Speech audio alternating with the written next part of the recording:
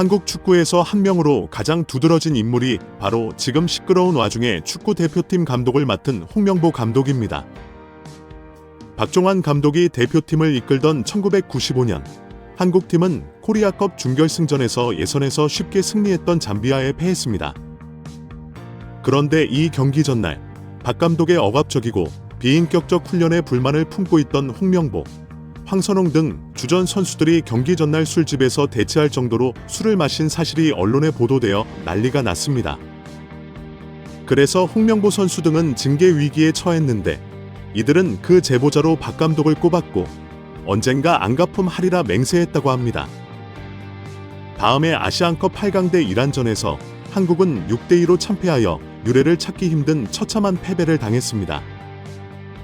특히 전반에 2대1로 앞서고 있었는데 휴식 시간 라커룸에서 무슨 일이 있었는지 후반에만 연속으로 5골을 먹은 것입니다. 당사자들은 부인하지만 이 사건은 축구계뿐 아니라 축구 팬들도 의혹을 거두지 않고 있습니다. 박 감독은 결국 감독직에서 물러났고 당시를 회상하며 자살까지도 생각했을 만큼 개인적으로도 충격이 컸다고 했습니다. 한국이 참패를 당하자 국내 언론들은 하나회를 이끌고 있는 홍명보가 태업을 이끌었다, 박종환 감독을 끌어내리기 위해 선수들이 태업을 했다라는 등의 뒷말들이 나돌기 시작했지만 끝내 참패 원인의 진실은 밝혀지지 않았습니다. 당시 한 언론은 홍명보 선수가 과학적이고 체계적으로 지도하는 감독을 원한다며 스파르타식 훈련을 고집하는 박종환 감독에게 노골적인 반기를 들었지만 누구보다도 체계적으로 지도했던 아나톨리 비쇼베츠 전 감독에게도 노골적인 불만을 터뜨렸다고 전했습니다. 조중현 당시 KBS 해설위원은 차라리 홍명보가 선수로서의 본분을 망각한 것 같다. 옛날에는 감독의 그림자도 밟지 않았는데 어쩌다 이 지경이 됐는지 모르겠다고 개탄했다고 합니다. 하석주 전 전남 감독은 최근 언론 매체 오성과의 인터뷰에서 하나회는 그냥 봉사단체다, 내가 회장을 맡고 있다라고 밝힐 뿐 특별한 이야기는 하지 않았습니다. 김판곤 울산 감독의 기자회견이 화제를 모으고 있는데요. 그는 구리가 코끼리의 다리만 보면 그대로 생긴 줄 안다라며 입을 열었습니다. 김 감독은 벤투 감독을 선임했는데 과정에 대해 약간 오해가 있다. 벤투 감독에 대해 검증하고 싶은 것은 중국에서 실패했고 그리스에서도 의문이 있었다. 거기에서 확신이 없었을 때는 검증을 요구했고 그걸 잘했다고 생각한다라고 말했습니다. 이어 우리가 국내에서든 외국에서든 최고 수준의 감독에게 PPT 요구하는 것은 우습다고 생각한다라고 전했습니다. 그는 르나르 감독은 한 번만 만나 달라고 했고 나는 가서 비디오를 보여줬다. 우리나라가 이런 나라라면 말이다. 그분은 아프리카에서 2번이나 네이션스컵을 우승했다. 라커룸에서 리더십이나 선수들 장악력, 경기 지배, 선수단 통제 등에 있어서 최고의 감독이었다. 우리가 미디어를 통해서 인터뷰를 보고 성품을 알아봐도 너무 좋은 사람이다. 사정했다. 감독을 해주면 좋겠다고 말했다. 공항에 오면 난리가 날 것이라 했다라고 설명했습니다. 이어 김 감독은 홍명보 감독과 정몽규 회장, 대한축구협회에 대해 이야기했습니다. 그는 아시안컵 이후 축구협회가 대표팀의 방향성을 명확히 하고 국민과 미디어를 설득했다면 상황이 나아졌을 것이라며 오합지졸이 된 분위기와 아래 위도 없는 선후배 관계에서 누가 수습할 것이며 누가 가장 빠른 시간 안에 원팀을 만들 것인지에 대해 찾는 것 같았다. 감독을 선임하는 데 있어서 우리가 어떤 목적을 갖고 이런 사람을 찾습니다라면서 국민과 미디어를 설득을 잘했다면 사태가 이렇게까지 되진 않았을 것이라고 주장했습니다. 이어 오히려 국민들은 K리그 감독 백하고 여러 아쉬움이 있었지만 잘 선택했다고 말을 할 것이다. 왜 위원회 안에서조차 외국인과 한국인을 뽑는 것에 대해 오해가 있는지 모르겠다라고 아주 간단한 문제에서 오해가 생겼다라고 말했습니다. 그는 지혜롭게 에너지를 써야 한다. 지금 벌써 2경기를 했다. 다음 2경기가 금방 온다. 감독에게 면박 주며 팀을 와해시킨다. 나는 정치를 하거나 유튜브를 하시는 분들이나 지금 우리가 해야 할 일이 뭔지 지혜롭게 에너지를 써야 한다고 본다라고 목소리를 높였습니다. 김 감독은 매너지를 어디에 써야 하나? 월드컵을 못 나가면 누가 책임지나? 라며 호통을 치기도 했습니다. 그러면서 그는 협회에도 한마디 하겠다며 위원장에게 전력강화위원회의 감독을 평가하는 등의 모든 권한을 줬을 때 어떤 결과가 나왔나? 가장 강력한 대표팀, 모든 철학이 가장 안정적으로 모든 시스템에서 적용됐고 공정하고 객관적이며 공감할 수 있는 과정으로 진행됐다. 그런데 왜 그 권한을 빼앗는지 모르겠다라고 의문을 표했습니다. 김판곤 감독은 후의 사태도 그렇다. 지금 축구협회 내부에서 누가 이런 결정을 해서 어떻게 어렵게 만들었는지 스스로 돌아봐야 한다고 생각한다라고 덧붙였습니다. 이에 축구 팬들은 정말 미쳤구나. 바보냐? 판곤 명보가 그럼 느나르 동급이라는 말이냐? 정신 좀 차려라. 너도 일반적인 사고 안 되는 것이냐? 김도 한통 속이네. 말레이시아에서 좀 나간다고 우쭈쭈 해줬더니 아주 미쳤구나. 사건의 본질을 파악하지 못하네. 얘도 리그에서 아주 별 볼 일 없었고 홍콩 변방에서 겨우 입에 치아가 협회에서 꽂아준 거야. 어떻게 홍콩 변방에 있던 얘가 협회 부회장을 하고 국대 선임 위원장을 갑자기 하냐.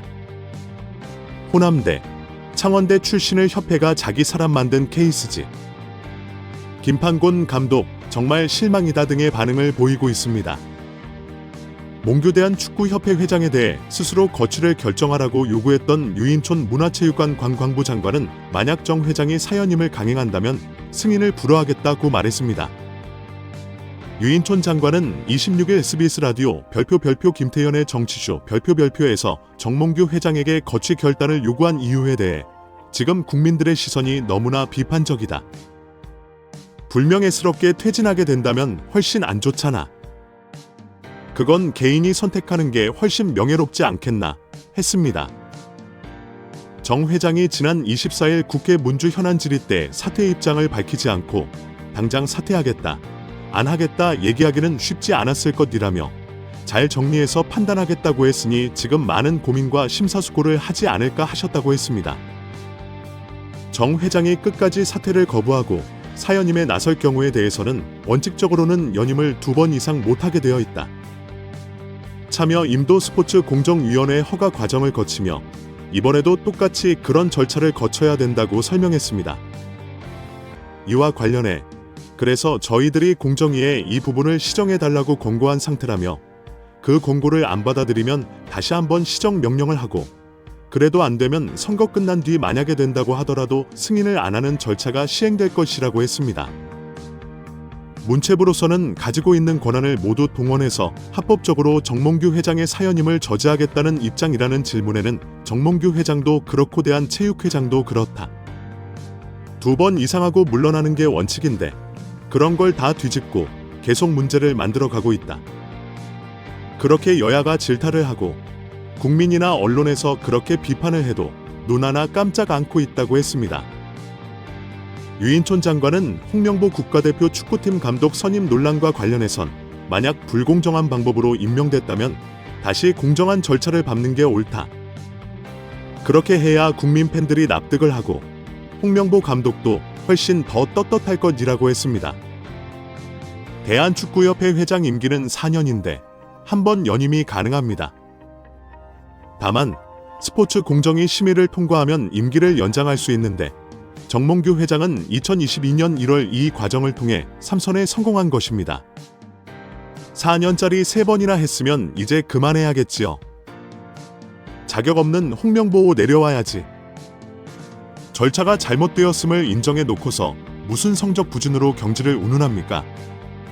참 대단 세상 사람들인 것 같습니다. 유인촌 문화체육관 관광부 장관은 내년 생활체육 예산 중 일부인 416억 원을 대한체육회를 거치지 않고 지방자치단체를 통해 직접 집행하는 것에 대해 체육회가 안 하면 관심 밖으로 밀려난다고 말했습니다. 파리 올림픽에서 드러난 체육회의 낡은 관행을 근절하겠다는 것입니다.